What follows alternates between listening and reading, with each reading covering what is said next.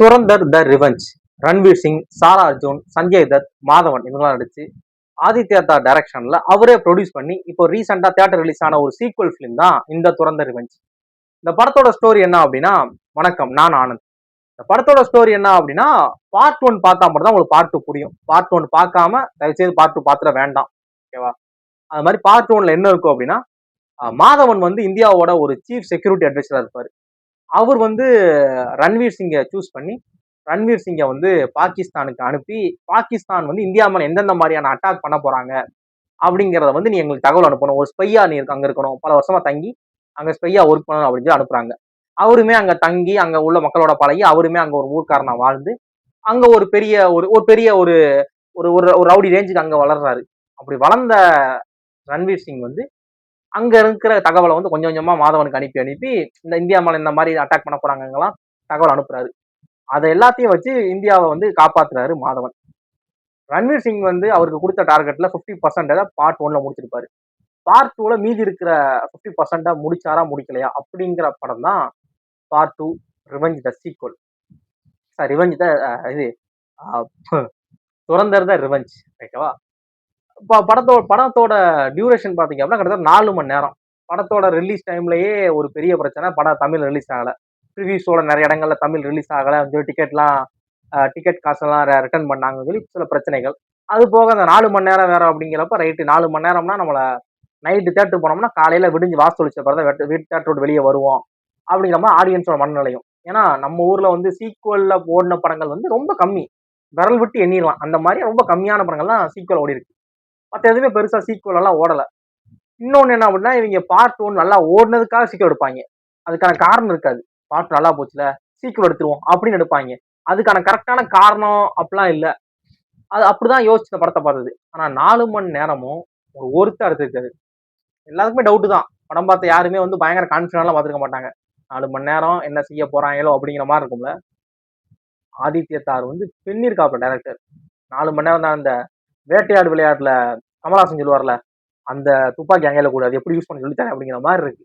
இவ்வளவு பெரிய டியூரேஷனை வச்சு அதை ஆடியன்ஸ் வந்து கொஞ்சம் கூட என்கேஜா, கொஞ்சம் கூட லேக் இல்லாம நல்லா என்ஜாய் பண்ற மாதிரி என்கேஜான ஒரு எலமெண்ட்டை வச்சு ஆடியன்ஸ் வந்து 4 மணி நேரமும் தியேட்டர்ல உட்காந்து படத்தை ரசிக்கிற மாதிரியா கொடுக்கறதெல்லாம் ஒரு ஆர்ட். திஸ் இஸ் ஆர்டிஸ்ட் அப்படிங்கிற மாதிரி தான் இருக்கு. படத்தை ரன்வீர் சிங் ஆகட்டும், பார்ட் 1ல கம்பேர் பண்றப்ப பார்ட் 2 வந்து பயங்கரமா, அதாவது ஒரு பார்ட் 2 எப்படி இருக்கணுமோ அந்த அளவு இருக்கு. பார்ட் 1 விட பல மடங்கு சூப்பரா இருக்கு பார்ட் 2. அது மாதிரி ரன்வீர் சிங்கோட ஆக்டிங், ரன்வீர் சிங்கோட அந்த ஸ்டன் சீக்வன்ஸ் எல்லாமே எல்லாம் பெருசா தான் இருக்கு. படத்துல கம்மியான ஒரு ஸ்கோப் இருக்கிறது அப்படின்னா சாரா அர்ஜுனுக்கு மட்டும் தான் பெருசா பார்ட் 1 கம்பேர் பண்றப்ப இதுல சீன்ஸ் எல்லாம் ரொம்ப கம்மியா தான் இருக்கு. அது மாதிரி படத்துக்கு தேவையும் படல, கம்பேர் பண்றதுனால சொல்றேன். அவங்களோட ஆக்டிங் ஆகட்டும், சஞ்சய் தத்தோட இதாகட்டும், படத்துல வரக்கூடிய மற்ற வில்லன்கள் அப்படின்னு சொல்லி எல்லாருக்குமே பயங்கரமா அந்த கேரக்டரை வந்து பார்ட் 1ல இருந்து அந்த கேரக்டரை எலிவேஷன் சூப்பரா எலிவேட் பண்ணி பயங்கரமா அமைச்சிருக்காரு. படத்தோட சண்டை காட்சிகள்லாம் ரத்தமும் சதையுமா. இப்போ ஒரு 10 அசுரன் 15 அசுரன் பார்த்தா எப்படி இருக்கும்? அசுரன் படம் பாக்குறப்பவே நம்ம அந்த கருவாடுத்து வெட்டுற சீன் பார்க்க வெறியா இருக்கும்ல. பேக்ரவுண்ட்ல ஜிவியோட மியூசிக் அதுக்கும் பயங்கர ஃபயரா இருக்கும்ல. அது மாதிரி இதுல பாத்தீங்க அப்படின்னா ஒவ்வொரு ஃபைட்டுமே அடிச்சு அதாவது பிளான் பண்ணி அடிச்சிருக்காங்க. இப்படி அடிக்கணும், இப்படி மண்டை உடையணும், இப்படி ரத்தம் தெறிக்கணும், இப்படி கை காலை உடைக்கணும், மூஞ்சி 2ஆ வெட்டணும். அவ்வளவு கொடூரமா எடுத்திருக்காங்க படத்தை. ரத்தம் சதையுமா தான் இருக்கு. சண்டை காட்சினா சும்மா அசால்ட்டாலாம் இல்ல. எல்லா சண்டை காட்சியுமே ராவா கீழே கிடக்கிற கள்ளத்துக்கு அடிச்சு மண்டையை உடைக்கிறது, கையை பிக்கிறது, மூஞ்சி முறை கிழிக்கிறதுன்னு சொல்லி ரத்தம் ஆறுதான் சண்டை காட்சிகள்லாம். அது எல்லாமே பயங்கர இதா இருக்கு. சண்டை எல்லாமே நல்ல இன்டென்ஸா இருக்கு. எந்த இடத்துலயுமே ஒரு ஹீரோயிக்கா அது இல்ல. இப்ப சண்டை போடுறாங்க அப்படின்னா என்னத்த ஒருத்தர் எப்படி 5 பேர் அடிக்க முடியும், ஒருத்தர் எப்படி 10 பேர் அடிக்க முடியுங்கிற மாதிரியான கேள்வியே இல்லாம இவன் அடிப்பான். ஏன்னா அவன் வந்து ஒரு ஏஜென்ட், இதுக்குன்னே ட்ரெயின் ஆன ஒருத்தன், ரால இருக்கிறான் அப்படிங்கிறப்ப அவன் ஒரு மிலிட்ரியில இருக்கிற ஆள் வந்து பயங்கர ஃபிட்டா அப்ப பண்ணுவான் அப்படிங்கிற மாதிரி நம்ப வச்சிட்டாங்க.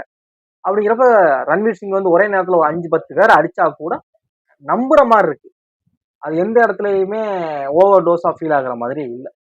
அப்புறம் படத்தோட சாங்ஸ் வந்து அந்த ஹிந்தியில கேட்கறப்போ கூட பயங்கரமா நல்ல வைபா இருக்கு. ஆரி ஆரி ஆரி அந்த தீம் எல்லாம் நல்லா இருக்கு.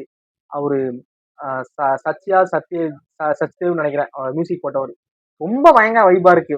நம்ம ஊர்ல அனிருத் போட்டா எப்படி இருக்கும், ஒரு பேக்ரவுண்ட்ல ஒரு பயங்கர வைபா ஒண்ணு, அது மாதிரி கேட்கிறப்ப அந்த இது வந்து அது என்ன அந்த அந்த அதுக்கான அர்த்தம் நமக்கு புரியுதோ புரியலையோ, அது நமக்கு தெரியுதோ தேவையே இல்லை. அது கேட்கிறப்ப நல்லா வைபா அந்த இந்த தீமுக்கு அதுக்கும் அப்படி இருக்கு. அது மாதிரி படத்துல காமிக்கிற ஒவ்வொரு சீனுமே படத்துல நிறைய சஸ்பென்ஸ் இருக்கு. சஸ்பென்ஸா பார்க்கிறப்ப படத்துக்குள்ள நிறைய விஷயங்கள் வந்து நம்மள வந்து என்ஜாய் என்ஜாய் பண்றதுக்கு, என்டர்டெயின் பண்றதுக்கு. கொஞ்சம் கூட அந்த கேரக்டர் நீங்க யாருக்கு கெஸ் பண்ண முடியாது, சஸ்பென்ஸை கெஸ் பண்ண முடியாது. அது மாதிரி நிறைய சஸ்பென்ஸ் அப்படியே ட்விஸ்ட் ஆகும். அதுவும் படத்தோட கிளைமாக்ஸ்ல இருக்கிற சஸ்பென்ஸ்லாம் கொஞ்சம் கூட கெஸ் பண்ண மாட்டீங்க. என்னால பெட் கட்டவே முடியும். அந்த மாதிரியான சஸ்பென்ஸ். சரி ஏதோ ஒண்ணு இருக்கும் அப்படின்னா, ஐயோ நீ என்னையா இங்க அப்படிங்கிற மாதிரியான ஒரு சஸ்பென்ஸ் கிளைமாக்ஸ் இருந்துச்சு. டோட்டலா அது ஒரு ஆச்சரியம் தான். அதெல்லாம் யாருமே மிஸ் பண்ணிடாதீங்க. பயங்கரமா இருக்கு. அதான் சொல்றோம்ல, அந்த கேரக்டர் நீங்க கெஸ் பண்ணவே மாட்டீங்க. இப்படி இந்த கேரக்டர் இப்படி இப்படி மாறும் அப்படிங்கிறது. அப்படி. அது மாதிரி மாதவன். மாதவன் வர சீன் வந்து 2 படத்துலயும் சேர்த்து எண்ணி பார்த்தா கூட 10 சீனோட கம்மியா தான் வருவாப்புல. அப்படி வரக்கூடிய சீன்லயுமே பயங்கரமா அந்த அந்த கேரக்டரே ஒரு மாசான ஒரு கேரக்டரா இருக்கும். அந்த கேரக்டரே ஒரு கெத்தா, ஒரு பயங்கரமான ஒரு இன்டெலிஜென்ட்டான அந்த கேரக்டர் காமிச்சிருப்பாங்க. எந்த இடத்துலயுமே அந்த கேரக்டர் வந்து தோத்து போற மாரியோ, ஒரு ஒரு ஆஃப் ஆகுற மாரியோ, லைட்டா டவுன் ஆகுற மாதிரி அந்த கேரக்டர் எப்பவுமே ஹைல தான் போய்கிட்டு இருக்கும். அப்படி ஒரு கேரக்டரா எந்த சீன்ல வரனா எல்லா சீனுமே பயங்கரமா ஒரு திமிரான ஒரு கேரக்டரா அந்த கேரக்டர் காமிப்பாங்க. ரன்வீர் சிங் வந்து இந்த படத்துக்குன்னே அப்படியே எப்படி சொல்ல பெர்ஃபெக்டா ஒரு டெய்லர் ஃபிட்டா இருக்காரு. இதுக்குன்னே அளவெடுத்து செஞ்ச மாதிரி இருக்காரு. படத்துல காமிக்கக்கூடிய அந்த ப்ரீக்வல்லாம் காமிக்கிறாங்க சில பிளாஷ்பேக்ஸ். இவர் எப்படி மிலிட்ரிக்குள்ள வந்தாரு, இவர் எதுக்காக சூஸ் பண்ணாங்க, இவர் எதுக்காக ஒரு ஸ்பையா அனுப்ப சூஸ் பண்ணாங்க அப்படிங்கிற அந்த பிளாஷ்பேக் இருக்குல்ல, அந்த பிளாஷ்பேக்கே பயங்கரமான ஒரு மூமெண்ட் இருந்துச்சு. படம் ஓப்பனிங்கே ஒரு ஹை மூமெண்ட் தான். படம் வந்து கொஞ்சம் அப்படியே அப்படியே செட் ஆகி அப்புறம் எல்லாம் இல்லை. ஓப்பனிங்லேயே ஹை மூமெண்ட். ஓப்பனிங்லேயே ஒரு பயங்கரமான ஒரு பீக்ல தான் படம் இதாகுது. படம் நிறைய இடங்கள்ல எமோஷனலா படம் பயங்கரமா கனெக்ட் பண்ணிக்க முடியுது. ஒரு மெயினான இடத்துல ரொம்ப ஒரு முக்கியமான ஒரு ஆள் இறந்துருவாரு. அந்த சீன்லாம் பார்க்குறப்ப நம்ம எல்லாருமே அப்படியே ஆஃப் ஆயிருவோம். அந்த இதாகட்டும். படத்தோட நிறைய இந்த மாதிரி இடங்கள்ல வந்து எமோஷனலா படம் நம்மளுக்கு நிறைய கனெக்ட் பண்ணுச்சு. ஒரு ரன்வீர் சிங்கோட ஃபேமிலிக்கு ஒரு சின்னதா பிளாஷ்பேக் இருக்கும். அந்த பிளாஷ்பேக் பார்க்குறப்பமே நம்ம வந்து நல்லா கனெக்ட் பண்ணிக்க முடியுது. என்னடா அப்படி பண்றீங்க அப்படிங்கிற மாதிரி ரொம்ப கனெக்ட் பண்ணிக்க முடியும். ரொம்ப நல்லா எடுத்திருந்தாங்க. எமோஷனலாவுமே படம் கனெக்ட் ஆகுது.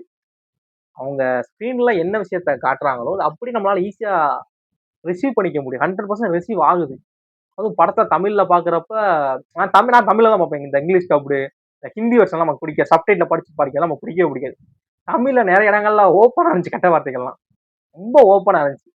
ஒரு முக்கியமான சீன் மாட்டிடுவாப்புல அப்படிங்கிறப்பெல்லாம் தலைமை ஒரு ஒரு கை செய்ய காட்டுவான். ஆசா இருக்கும். அந்த மாதிரி அதுக்குதான் தமிழ் பாக்குறது. தமிழ்ல வந்து கெட்ட வார்த்தைகள்லாம் அப்படியே ஓப்பனாவே இருக்கும். அது வந்து இங்கிலீஷ்ல பாக்குற மாதிரிலாம் செட் ஆகாது. நமக்கு கனெக்டிவிட்டி இருக்கணும். நேட்டிவிட்டியோட பொருந்தணும். அந்த மாதிரியான வார்த்தைகள் படத்துல நிறைய இருக்கும். படம் வந்து ஒரு ஒர்த்தான படம். 4 மணி நேரம் 4 மணி நேரம்னா நம்ம தூங்கிருவோம். படம் நல்லா இருக்குமோ நல்லா இருக்காதோ, நம்மள கொல்ல போறாங்க எல்லாம் பயப்படவே வேணாம். ஏன்னா இப்படி பயந்த ஆளு தான் நானும். பயப்பட வேண்டாம். ஒரு ஒர்த்தான படம். நான் அதுக்கு ப்ரொமோட்லாம் பண்ணல. நல்லா இருக்கனால சொல்றேன். படம் வந்து 4 மணி நேரம் உங்களை வந்து என்ஜாய் பண்ணுவீங்க.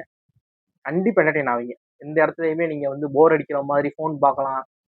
வெளியே போவேன் தியேட்டர் விட்டு அப்படிங்கிற இதே வராது. 4 மணி நேரம் உட்கார்ந்து உங்களை என்ஜாய் பண்றதுக்கான விஷயங்களை சீன் பை சீன் வச்சிருக்காரு ஆதித்ய தாஸ். படத்தை பாக்குறீங்க, பார்ட் 2 பார்க்க போறீங்க அப்படின்னா தயவுசெய்து பார்ட் 1 ஒரு தடவை முடிஞ்சா ஒரு ரீவாச் போட்டு போயிருங்க. ஏன் அப்படின்னா சப்போஸ் சில கேரக்டர்ஸ் மறக்குது அப்படின்னா அது கரெக்டா இருக்கும். இல்ல நான் அது மாதிரி பார்ட் 1 பார்க்கவே இல்லை, இப்பதான் ஃபர்ஸ்ட் டைம் பார்ட் 2வே பார்க்க போறேன் அப்படின்னா தயவுசெய்து பார்ட் 1 பார்த்துட்டு பார்ட் 2 பாருங்க.